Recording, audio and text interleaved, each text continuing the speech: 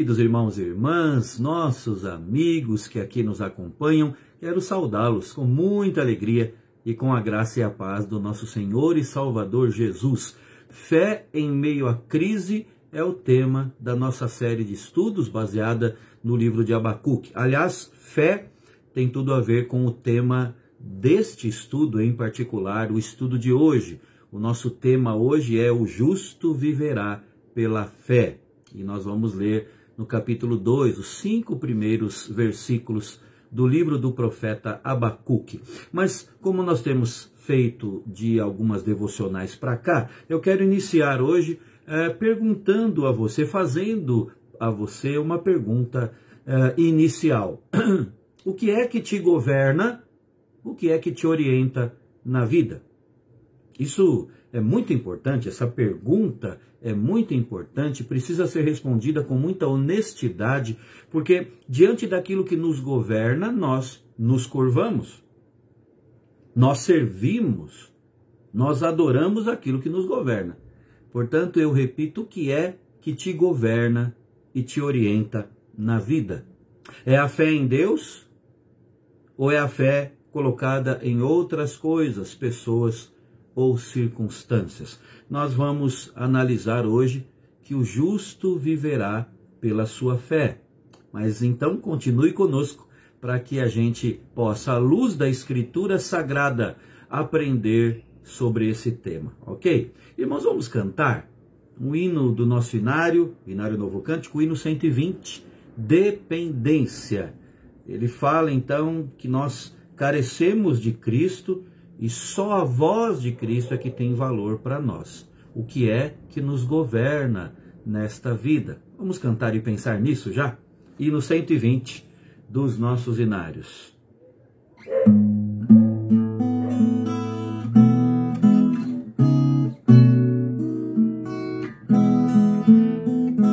Careço de Jesus, de ti, meu Salvador, somente a tua voz tem para mim valor. De ti, Senhor, careço, do teu amparo sempre. Oh, dá-me tua bênção, aspiro a ti. Careço de Jesus, unido a ti, Senhor. Pecado e tentação não mais terão vigor. De ti, Senhor, careço, do teu amparo sempre. Oh, dá-me tua bênção, aspiro a ti. Careço de Jesus, nas trevas e na luz. Sem ti a vida é vã, sou pobre sem Jesus. De ti, Senhor, careço, do teu amparo sempre. Oh, dá-me tua bênção, aspiro a ti. Careço de Jesus, viver desejo aqui, ligado mais e mais, ó Salvador, a ti. De ti, Senhor, careço, do teu amparo sempre. Oh, dá-me tua bênção, aspiro a ti. Amém? Vamos orar? Ó Deus, nós de fato e de verdade reconhecemos, ó Deus, o quanto nós carecemos do Senhor na nossa vida. Como o próprio Redentor disse, sem ti nós nada podemos fazer. Sem ti nós nada somos. Como disse o teu servo Paulo, o apóstolo Paulo, a nossa suficiência vem de ti. Por isso, ó Deus, não nos permita viver enredados com as nossas próprias coisas, pensando apenas nas coisas aqui da terra. Porque ao fazer isso, ó Deus, nós vamos viver muito, mas muito aquém daquilo que o Senhor nos oferece.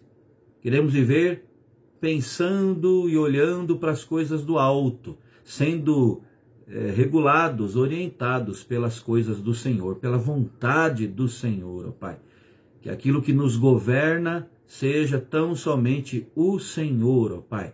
E agora, quando vamos estudar sobre isso, baseado no livro de Abacuque, que o Senhor, ó Deus, abra a nossa mente. Mais uma vez te pedimos, desvenda os nossos olhos, ó Deus, para que nós possamos contemplar as maravilhas da tua lei. É a nossa oração, em nome de Jesus. Amém. Amém.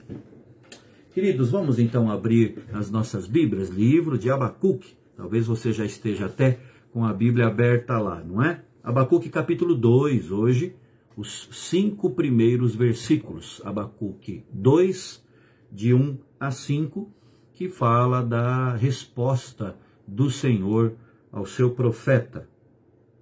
O texto sagrado nos diz: por-me-ei da minha torre de vigia, colocar-me-ei sobre a fortaleza e vigiarei para ver o que Deus me dirá e que resposta eu terei à minha queixa. O Senhor me respondeu e disse: escreve a visão, grava-a sobre tábuas, para que a possa ler até quem passa correndo. Porque a visão ainda está para cumprir-se no tempo determinado, mas se apressa para o fim e não falhará. Se tardar, espera-o, porque certamente virá, não tardará. Eis o soberbo, sua alma não é reta nele, mas o justo viverá pela sua fé. Assim como o vinho é enganoso, tampouco permanece o arrogante, cuja gananciosa boca se escancara como sepulcro, e é como a morte que não se farta. Ele ajunta para si todas as nações e congrega todos os povos. Meus irmãos, o capítulo 2 aqui do livro de Abacuque relata uma experiência do profeta muito semelhante àquela registrada pelo salmista Asaf no Salmo 73. Eu não sei se você já conhece, talvez sim, né? Se não conhecer, leia depois esse salmo, Salmo 73. Assim como Abacuque, Asaf ficou perplexo diante da aparente prosperidade dos perversos, enquanto os justos sofriam. Não é fácil entender isso mesmo, né? Nem sempre nós compreendemos o modo de Deus agir. No entanto, irmãos, nós devemos como que nos juntar ao profeta Abacuque na torre de vigia, fazer como ele fez, para verificar o que Deus lhe disse, para verificar o que Deus nos diz, para ver a maneira como Deus confortou o seu coração e ver como é que Deus nos conforta ainda hoje. Qual era o contexto ali mesmo? Vamos recapitular. Como vimos, Abacuque viveu durante os últimos dias de Judá, antes do cativeiro babilônico. Era um tempo de trevas. A sociedade cada vez mais envolvida em todos os tipos de injustiça social, de violência. Irmãos, tudo o que nós vivemos hoje, século 21, não é novo, como diz Salomão no livro de Eclesiastes, né? Não há nada de novo debaixo do céu, ou debaixo do sol, né? Como ele diz. Ali era um tempo de trevas. E diante disso, Abacuque clamou a Deus para que algo fosse feito sobre o pecado de Judá. Mas a resposta divina deixou o profeta ainda mais angustiado. Vimos já isso, né? Por que Deus usaria uma nação ímpia, como a Babilônia, os caldeus, como instrumento da sua disciplina sobre o seu próprio povo? Abacuque, então, apresenta corajosamente os seus argumentos. Ele apresenta a sua queixa diante de Deus. E é aqui, exatamente aqui, que entra o texto que nós lemos agora há pouco. O profeta agora espera. E esperar não é fácil, né?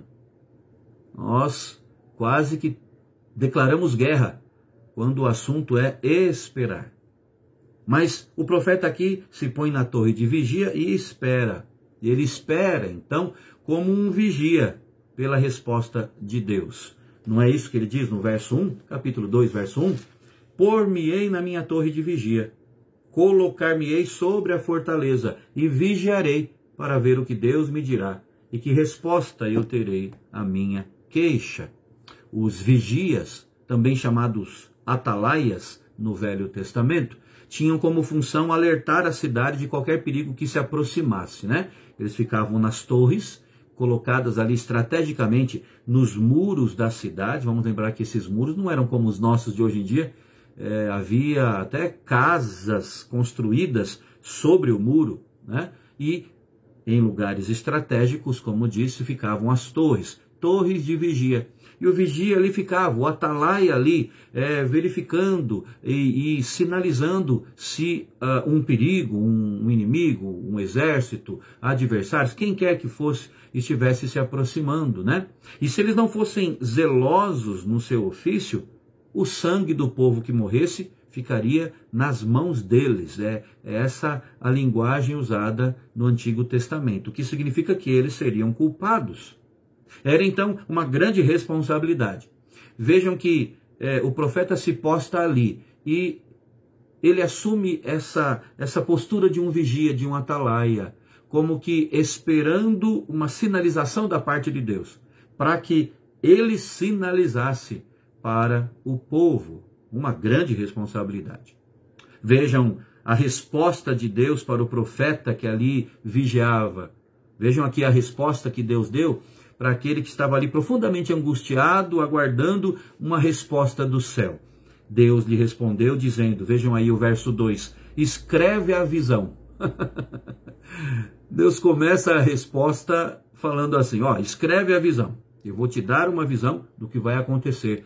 E desde já eu quero te dizer, escreve a visão. Grava sobre tábuas, para que a possa ler até quem passa correndo. É interessante nós observarmos que a visão dada por Deus não consistiu apenas das palavras registradas aqui a partir do versículo 3, do versículo 4, né? Mas também consta da revelação registrada no capítulo 3, em Abacuque 3. Se você for para essa página, você vai ver. Capítulo 3, a partir do verso 3, nos relata que é uma visão que o profeta relata, que ele tem num momento de oração. Né? O capítulo 3 começa falando, né, colocado aqui como sendo dado, como sendo uma oração, e no meio da oração essa revelação, essa visão é dada por Deus ao profeta. Foi de verdade uma oração, feita até em forma de canto, como nós lemos no início do capítulo 3, mas que teve no seu conteúdo uma revelação dada pelo Senhor, a ponto de no verso 16 do capítulo 3, o profeta dizer até que ao ouvir a voz do Senhor ele tremeu. É muito interessante isso, né? Quando nós oramos, Deus também fala conosco. E nós convencionamos dizer que quando nós oramos, nós é que falamos com ele, né? Isso é verdade, não é mentira. Mas Deus também fala conosco. Tanto falou com Abacuque, enquanto ele orava, que ele tremeu, repito. Outro fato importante, irmãos, é reconhecer que se Abacuque não tivesse obedecido às ordens de Deus e escrito o que o Senhor lhe havia dito e mostrado aqui, nós não estaríamos estudando esse livro hoje, né? Não teríamos nem ciência do que acontecia ali nos dias do profeta. Outra coisa, além disso, o texto deveria ser escrito, diz o Senhor, de modo que qualquer um pudesse lê-lo. Deveria ser público, né? Hoje em dia, quando os comentaristas falam, os pregadores falam com base nesse texto, citam um outdoor, né? É como se fosse um verdadeiro outdoor. Deus falando para Abacuque, olha, põe em letras gigantes e luminosas o que eu vou te repassar agora. Então deveria ser público. Alguém que passasse correndo poderia ler. A mensagem não era apenas para o profeta perplexo que estava, né? Mas era também para ajudar, para toda a nação. Então era o dever do profeta passá-la adiante, escrever, né? Bem grande. Então Abacuque recebe a incumbência de gravar a visão em tábuas. Claro que deveriam ser tábuas de argila, né? Provavelmente tábuas de argila, de modo que a palavra de Deus fosse preservada e, mais importante ainda, como vimos, divulgada. De modo que um arauto poderia correr e anunciá-la, mostrando, não é? Aliás, segundo um comentarista bíblico chamado Walvoord, essa frase tem sido interpretada de maneira equivocada. Para ele, o ponto é que o mensageiro iria ler a visão e depois correria para espalhar a notícia. Cabe também esse entendimento aqui. Outro ponto, irmãos, é que aquilo que o profeta veria era algo certo. E é algo muito precioso para mim e para você, nós entendermos devidamente isso aqui. Aquilo que Deus fala é algo certo. Irmãos, o que temos registrado aqui na palavra do Senhor não é historinha, não são mitos, lendas, ou não é mais uma tradição de um povo antigo.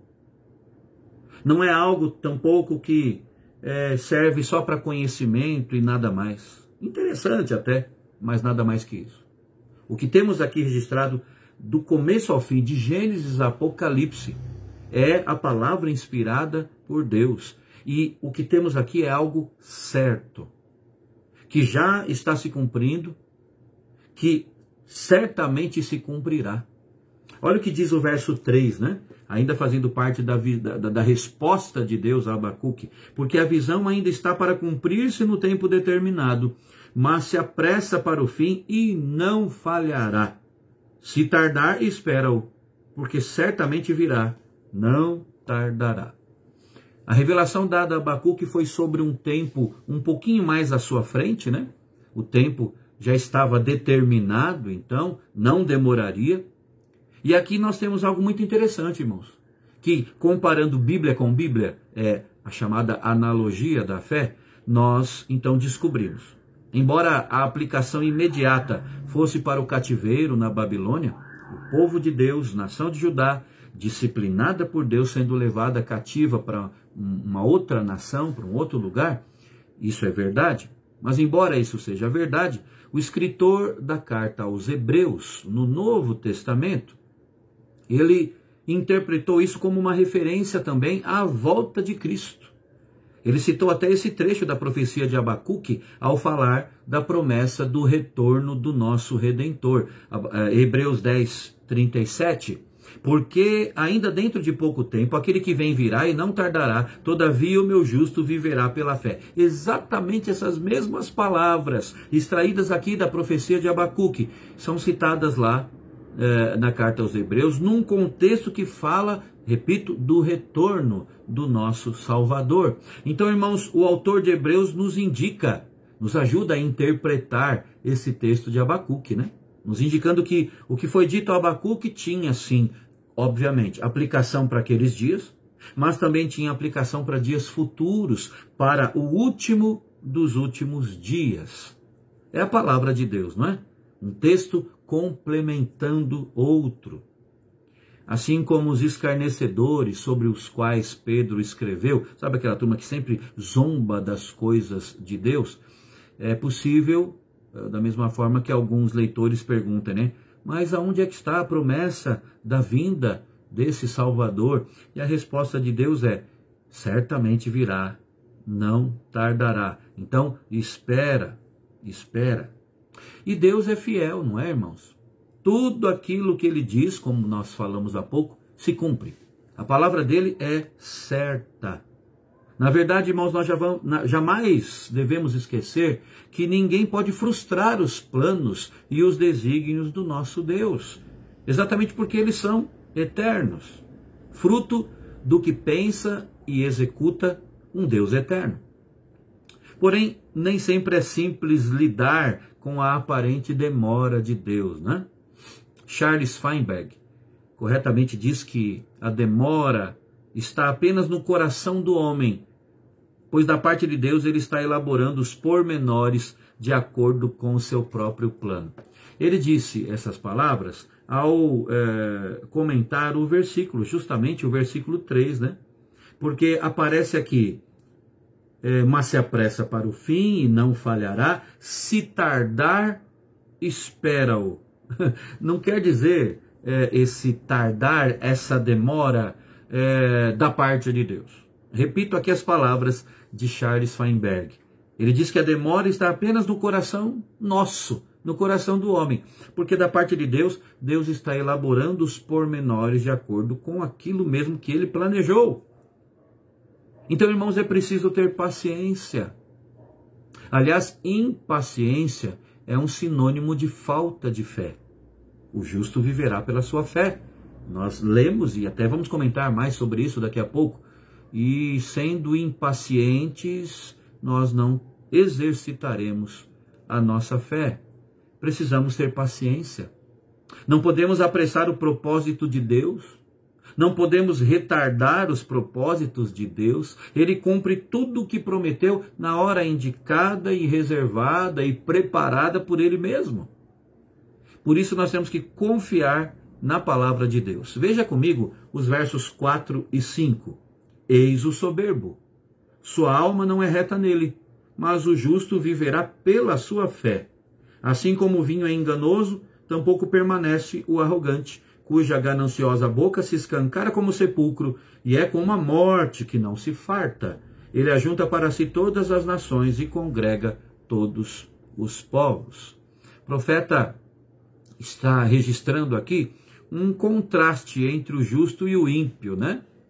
Entre o que crê e o que não crê. E notem aqui, irmãos, que são palavras confortadoras. Palavras que mostram que Deus não fechou os olhos diante da arrogância e da fúria dos ímpios, né? Obviamente a aplicação imediata era aos babilônios. Eles eram soberbos, eles eram cheios de orgulho do seu poderio militar, das suas grandes conquistas, né? Eles tinham um império impressionante e por isso se achavam invencíveis. Por isso, irmãos, as palavras de Nabucodonosor registradas no livro de Daniel, e vale a pena lembrar aqui, não é? Que foi iniciada no último domingo, uma nova série de estudos no livro de Daniel, na nossa escola bíblica dominical virtual, né? Aqui, nesse mesmo canal, o canal da Betel no YouTube. Vale a pena você acompanhar, vale a pena você participar. E, repito, as palavras de Nabucodonosor, que estão ali no livro de Daniel, expressam perfeitamente esse fato, como os babilônios se enxergavam, né? Vamos lembrar que Nabucodonosor era o rei da Babilônia.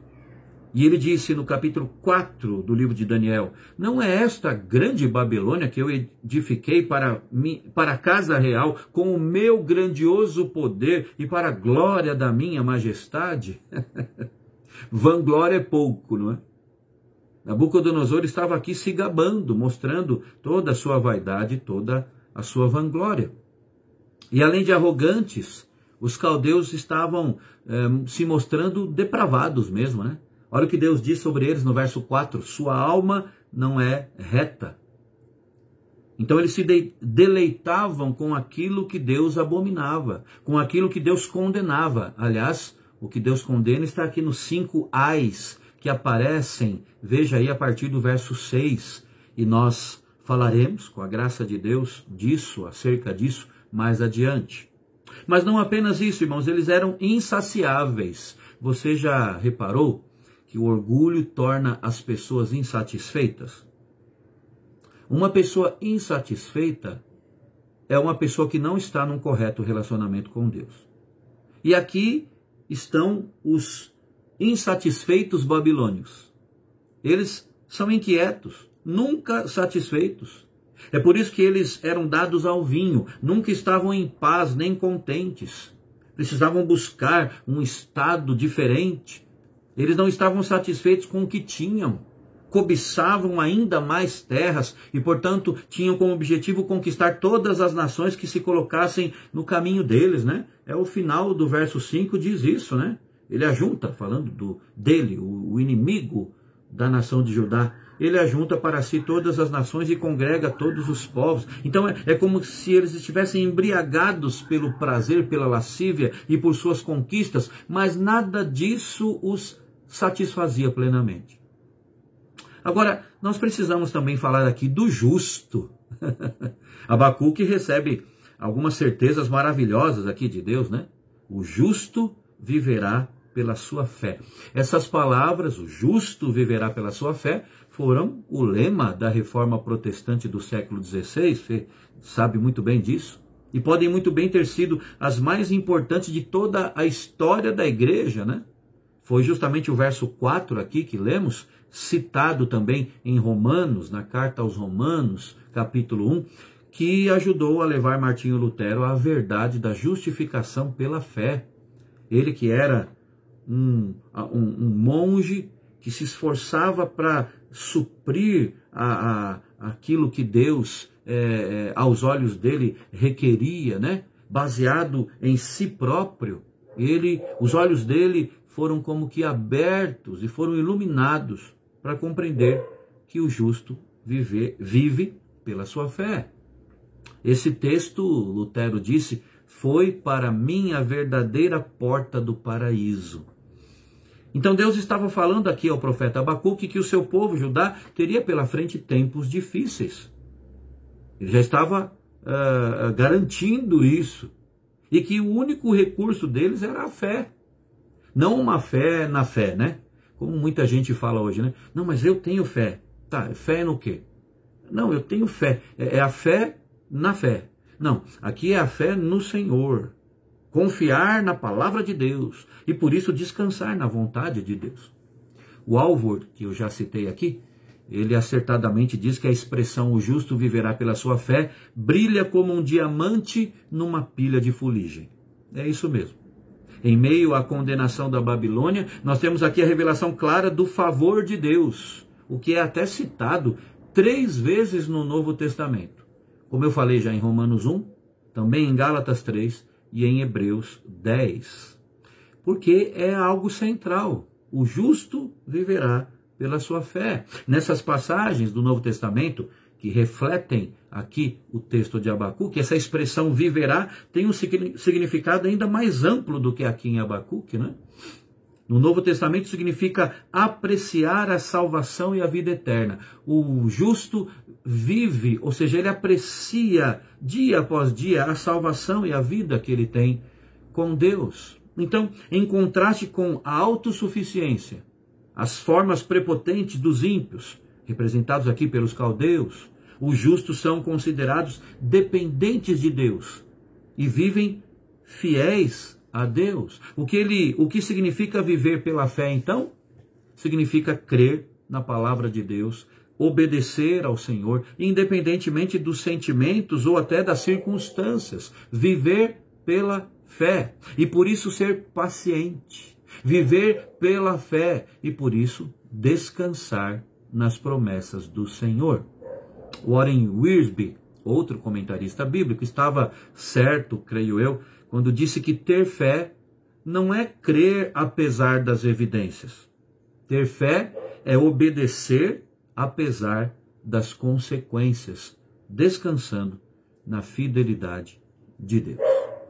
Que Deus continue falando ao seu coração e que você viva em todo o tempo, dias bons, dias maus, pela fé no Senhor. Um forte abraço, Deus o abençoe, até o nosso próximo estudo, se assim Deus quiser.